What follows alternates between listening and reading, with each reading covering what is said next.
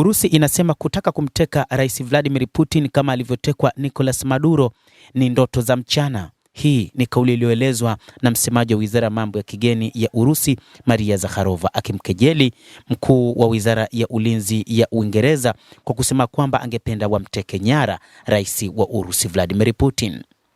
Mataifa ya Magharibi sasa yanaona ni rahisi kumteka Rais wa Urusi Vladimir Putin baada ya jaribio lililofanikiwa la kumteka Rais wa Venezuela Nicolas Maduro.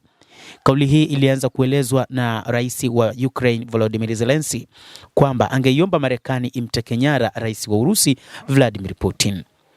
Waziri wa Ulinzi wa Uingereza John Healey mnamo Ijumaa aliliambia gazeti la Kyiv Independent kwamba ikiwa angeweza kumteka nyara kiongozi yoyote atamweka Putin kizuizini na kumwajibisha kwa kile alichokitaja kama uhalifu wa kivita, haswa madai ya kutekwa nyara kwa watoto wa Ukraine, jambo ambalo Moscow inakanusha kuwa halikufanyika nchini humo, jambo ambalo Urusi inalikanusha.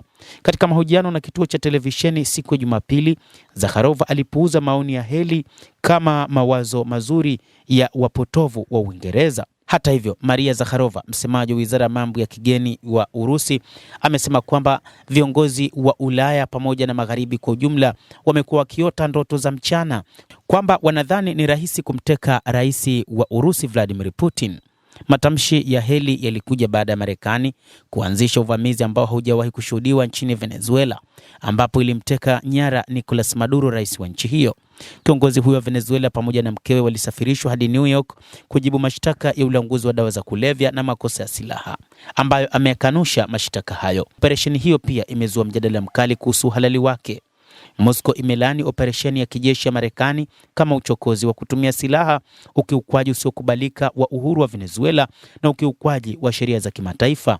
Uingereza hata hivyo imejizuia kushutumu hatua hiyo ya Washington, ikibaini kwamba imeunga mkono kwa muda mrefu mabadiliko ya madaraka nchini Venezuela.